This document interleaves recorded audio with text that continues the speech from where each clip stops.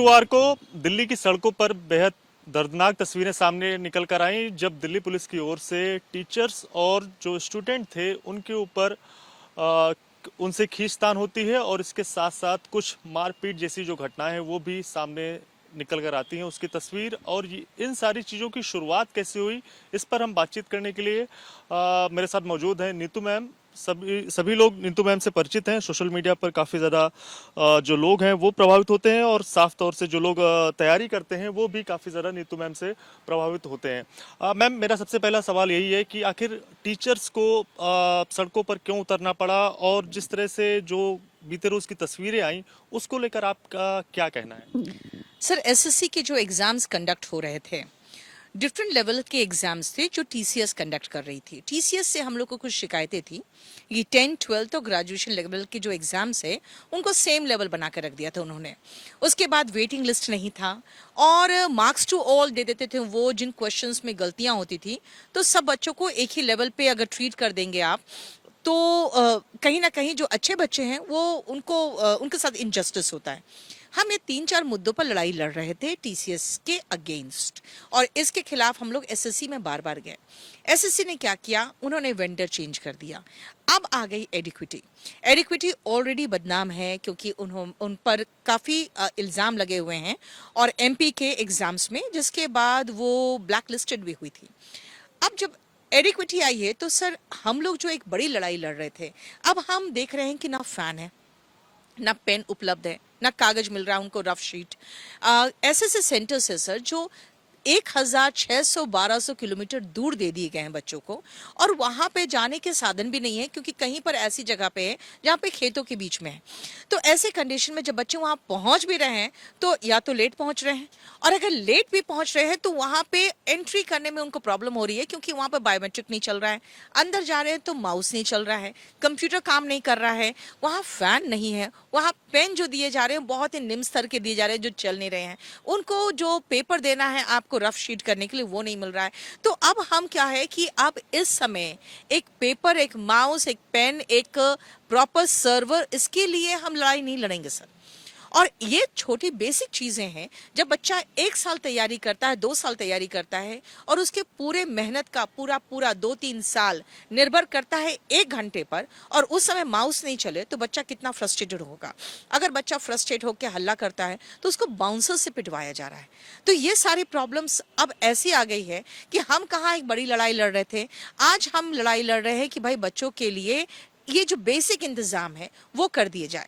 इसके लिए हम जब एसएससी के चीफ से बार बार हमने उनको कहा है तो एसएससी के चीफ ने हाथ उठा दिया कि डीओपीटी का मामला है। डीओपीटी में कोई भी प्रॉपर तरीके से हमें कोई जवाब नहीं मिल रहा था। हम चाह रहे थे कि हम सिर्फ एक बार 5 मिनट के लिए मिनिस्टर हमसे मिल ले और 4 टीचर्स हम ज्ञापन देके आ जाए। लेकिन पहले पुलिस ने हमें रोका कि नहीं, आप आगे नहीं जा सकते। हमने कहा कि हम 4 टीचर जाएंगे, बाकी सब हम लोग यहीं रुकते हैं, सिर्फ 4 टीचर को आगे ले जाइए। वो उन्होंने कहा ठीक है, आप लोग रुकिए, हम आगे से पता करते हैं और परमिशन की कोशिश करते हैं। उन्होंने उतनी ही देर में पुलिस फोर्स बुलाया। पुलिस फोर्स जब आई है उन्होंने बहुत बुरी तरह से पहले तो जितने साइड में टीचर्स थे सबको बहुत तेजी से मारना शुरू किया और उन्होंने पूरा पुश कर दिया।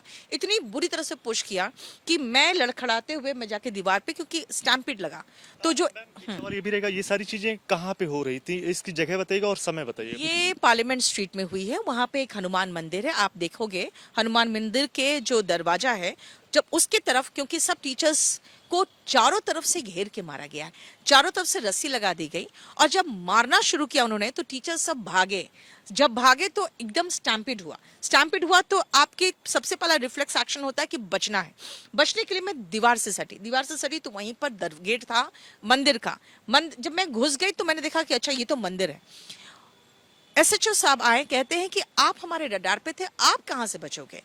उन्होंने सब टीचर्स को अच्छे से दौड़ा के पीटा है सबको। उन्होंने, पुलिस फोर्स ने सबको बस में भरा है। मुझे पकड़ के आपने देखा होगा बस में भरते हुए और फिर उसके बाद वो 4 घंटा दिल्ली घुमाए हमें। कापसेड़ा बॉर्डर ले गए, उसके बाद हम लोगों को नजफगढ़ तरफ ले गए। जब 4 घंटे हो गए तो कुछ टीचर्स ने हल्ला मचाना शुरू किया कि भाई हम लोग को वॉशरूम तो जाने दो। और उसके बाद मेरा ब्लड प्रेशर डाउन होने लगा, मेरी तबीयत खराब होने लगी। इस बीच कुछ स्टूडेंट्स जो रास्ते में उनको पता चल गया किधर से निकल रही है बसें, उन्होंने हमें कुछ खाने पीने के लिए सामान दिया अंदर। और फिर इन लोगों ने देखा जब टीचर्स को वॉशरूम वगैरह जाने की बहुत ज़्यादा रिक्वायरमेंट पड़ गई, तो इन लोगों ने बस रोका है नजफगढ़ पुलिस स्टेशन पे। वहाँ पे हमें उतारा गया, रूम में बिठाया गया। बहुत ही इनहैबिटेबल रूम था, फैन नहीं था, कुछ भी नहीं था बैठने के लिए, दरी बिछा दिया गया, सब लोग इसी में बैठिए। 4 साढ़े 4 घंटा हम वहाँ बैठे हैं। 3 4 बार हमारा अटेंडेंस लिया गया, हमारे फ़ोन नंबर, हमारे आधार कार्ड सब कुछ लिए गए, और उसके बाद रात को 8:30 बजे हमें वार्निंग के साथ छोड़ा गया। लेकिन आज दोपहर तक फिर पता चला कि हम लोग के खिलाफ FIR हो गया है। मेरा अगला सवाल इसी से जुड़ा हुआ था। आप लोग जो छात्रों की मांग के लेकर, जो छात्रों की समस्याएं थी, उसको लेकर आप DOPT से मिलना चाहते थे, अब दूसरी तरफ FIR हो गई है। इससे कैसे आप निकलेंगी और आगे आपकी जो लड़ाई है वो क्या रहेगी? देखिए, हमारे बच्चों की भी पिटाई हो रही है। जब वो हल्ला मचाते हैं कि माउस नहीं चल रहा है, तो वहाँ सेंटर्स पे बाउंसर्स है जो उनको पीट दे रहे हैं। हम भी मार खा रहे हैं। हमारा कहना है कि हम सरकारी ऑफिसर्स बनाते हैं जो सरकार के नक्श बिल्कुल जो उनके डायरेक्शंस होते हैं उन पर चलते हैं। हम सरकार के खिलाफ तो काम करवा ही नहीं सकते, क्योंकि हमारे इंटरव्यू सेशन में भी यही हम लोग सिखाते हैं कि भाई आप जब भी इंटरव्यू दे रहे हैं तो इंटरव्यू में किसी भी मामले में आप सरकार के खिलाफ नहीं बोल सकते, क्योंकि आप सरकारी नौकर बनने जा रहे हैं। तो हम कभी बच्चों को सरकार के खिलाफ तो करना ही नहीं चाहते। हम नहीं चाहते थे कि बच्चे आंदोलन करें, क्योंकि बच्चे अगर आंदोलन करेंगे तो ह्यूज संख्या में आएंगे। हमने 30-40 टीचर्स इसीलिए हमने, और उसके बाद है कि पूरे भारतवर्ष से टीचर आए हम लोग को सपोर्ट करने के लिए। लेकिन हमारा इरादा था कि हम सिर्फ 30-40 टीचर्स जाएं और जाके ज्ञापन देके 3-4 लोग आगे बढ़ के देके आ जाए, क्योंकि हंगामा तो हमें करना ही नहीं था। लेकिन जब दिल्ली पुलिस की बर्बरता हमने देखी तो हम समझ में आ गया कि हम लोग की कोई हैसियत नहीं है। हम लोगों की इतनी भी हैसियत नहीं है कि जिस सरकार को हम लोगों ने एक आंदोलन के तहत चुन के लाए थे हम लोग 2014 में, उनसे 5 मिनट के लिए हमें मुलाकात भी करने को परमिशन नहीं मिल रहा है।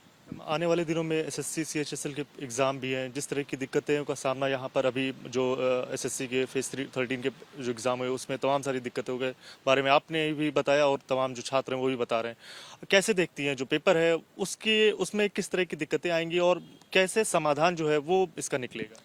सिलेक्शन फेज 13 जो है सर, उसमें 3-3.5 लाख बच्चे अपियर होते हैं। 36-37 लाख बच्चे अपियर होते हैं CGL में। 36 लाख स्टूडेंट्स अपियर होते हैं CGL में, और वैसे ही भारी संख्या में 40 लाख से ऊपर बच्चे अपियर होते हैं CHSL में। मेरा कहना है जब आप 3 लाख नहीं संभाल पा रहे हो तो 30 लाख कैसे संभालोगे? और ये बिल्कुल पॉसिबल ही नहीं है एक डिक्वेटी के लिए। ये हम लिख के दे सकते हैं, क्योंकि अभी इतने प्रॉब्लम्स आ रहे। खुद SSC के जो डायरेक्टर है उन्होंने ये माना है कि 55,000 बच्चों के साथ प्रॉब्लम हुआ है। अब आप सोच सकते हैं कि जो अभी 55,000 बच्चे मान रहे हैं कि उनके साथ प्रॉब्लम हुआ है, इसका मतलब है कि 3 में से करीबन 1 लाख बच्चों के साथ प्रॉब्लम हुआ है। तो बाकी अब ये कहां से संभाल पाएंगे 36 लाख बच्चे? इसीलिए प्रॉब्लम तो होगा और जबरदस्त प्रॉब्लम होगा, और इसका हम पहले से ही आगाह कर देना चाह रहे हैं सरकार को कि इस चीज में तुरंत इमीडिएट स्टेप लें, अदरवाइज माहौल बहुत बुरा होगा और बच्चे जो है, जो युवा है, वो बहुत फ्रस्ट्रेट होंगे। बीते रोज भी जंतर मंतर पर तमाम जो स्टूडेंट हैं SSC से की तैयारी करते हैं या फिर रेलवे की तैयारी करते हैं वो जंतर मंतर पर पहुंचे, उन्हें वहां से हटा दिया गया। शाम को 5 बजे के समय का हवाला दिया गया। आज भी दोपहर में तस्वीरें निकल कर आई और छात्र अचानक से जंतर मंतर पर पहुंचते हैं। फिर कमोबेश कुछ इसी तरह की स्थिति हुई, छात्रों को समझा बुझाकर पुलिस ने वहां से हटा दिया। तो क्या ये जो प्रोटेस्ट है ये बड़ा रूप लेगा? टीचर्स भी क्या अपना सपोर्ट जो है वो छात्रों को देंगे, या टीचर्स और स्टूडेंट मिलकर एक बड़ा आंदोलन करेंगे? किस तरह से ये जो लड़ाई है वो लड़ी जाएगी? सर, हम आंदोलन करना नहीं चाह रहे हैं। हम बच्चों को कोई भी इंस्ट्रक्शन नहीं दे रहे हैं, क्योंकि हम नहीं चाह रहे बच्चे जुटे। बच्चे खुद आ जा रहे हैं, क्योंकि उन लोग खुद फ्रस्ट्रेट हो रहे हैं हम लोग को देख के कि जब हम लोग के साथ ऐसा ट्रीटमेंट हो रहा है तो वो समझ रहे हैं कि इसका मतलब है उनको कोई नतीजा नहीं मिलने वाला। तो वो खुद आ जा रहे हैं। कल तो उन्हें उठा दिया गया, आज उन्हें उनमें से कई ऐसे लोग थे जो बाहर से आए हुए टीचर्स थे, जिनको हम लोग कुछ भी रिस्पॉन्ड नहीं कर पा रहे, क्योंकि हमें खुद नहीं पता कि करना क्या है। तो वो जाके वहां पे देखे तो देखते हैं वहां पे करीबन 200-300 बच्चे बैठे हुए थे। 3:30 बजे, देखिए 5 बजे का समय है, 3:30 बजे उन लोगों को खदेड़ के वहां से भगाया गया है और बहुत सारे टीचर्स को डिटेन करके जाके नरेला बॉर्डर छोड़ा गया है। तो उन टीचर्स की उतनी ज़्यादा खासी आवाज़ नहीं है, क्योंकि वो ऑफलाइन के टीचर्स हैं और ऑनलाइन के भी है जो वैसे उतने फेमस टीचर्स नहीं हैं। तो उनके साथ आज वही हुआ है जो हमारे साथ हुआ था, आज उनको नरेला बॉर्डर छोड़ा गया है। तो ये चीज़ें सर, बात क्या है कि बच्चे अभी उन लोग जो ऑर्गेनाइज्ड नहीं है।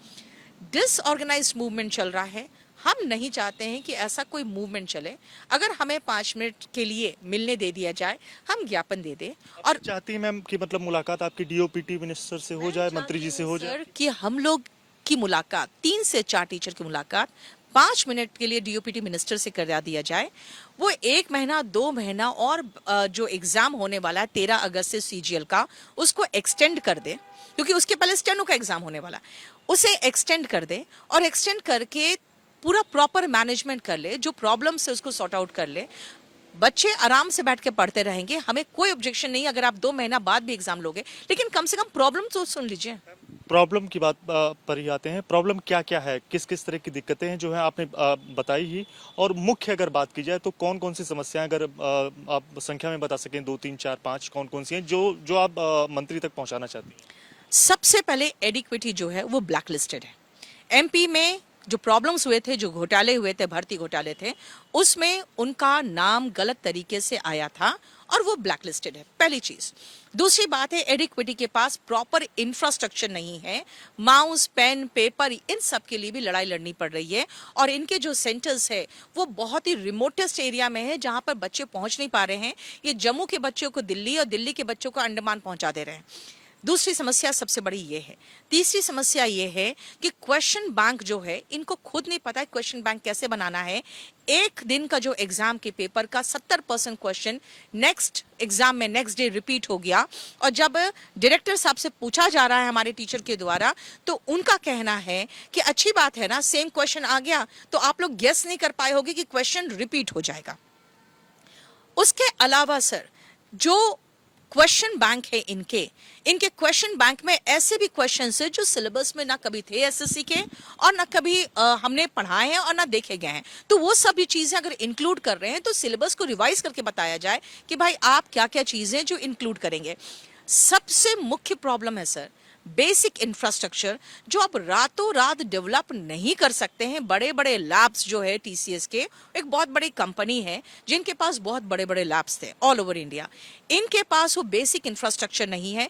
और ये जब प्राइवेट ऐसे लैब्स को हायर कर रहे हैं तो सर ऐसी बातें छन के आ रही है कि उन लैब्स के द्वारा आगे पेपर के लिए पैसे लिए जा रहे हैं कुछ ऐसे लैब से, जो पैसे लेकर भी पेपर आउट कर रहे हैं। और इनफैक्ट कुछ ऐसी बातें भी पता चली है कि जो पेपर्स में क्वेश्चन थे उनके आंसर्स मार्क्ड थे, सर्वर स्लो चल रहे थे।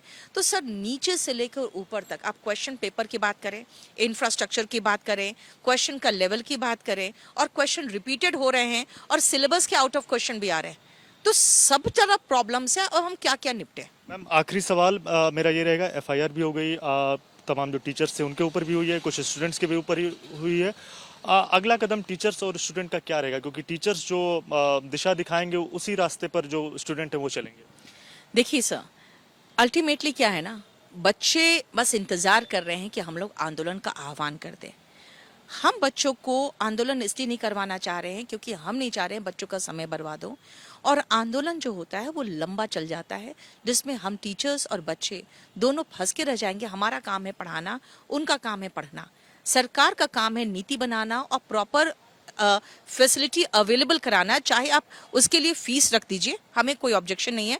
बच्चों को इतना दूर सेंटर के बदले में आप यहीं पर एग्जाम का 500 फीस रख दीजिए, बच्चे खुशी खुशी दे देंगे। हमारा काम है पढ़ाना। हम बच्चों को भी डिस्ट्रैक्ट नहीं करना चाह रहे, हम बच्चों के लिए कोई आह्वान नहीं कर रहे हैं। भारतवर्ष से पूरे टीचर्स जुड़े हुए हैं।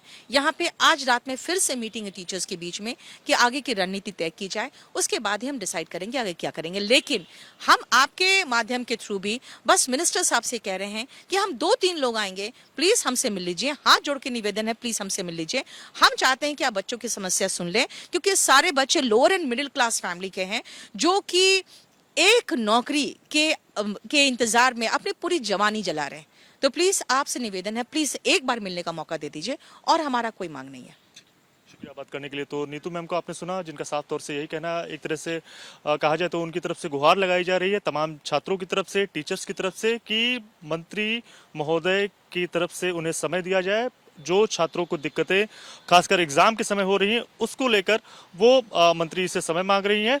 और देखने वाली बात हुई कि टीचर्स और जो छात्रों का अगला कदम क्या होता है, और वहीं दूसरी तरफ सरकार का इस पूरे मामले पर रुख क्या रहता है। कैमरामैन मेहरबान सिंह के साथ Divyankar Tiwari, ABP news, Delhi. For exclusive and insightful videos, subscribe to our new channel ABP Live Premium.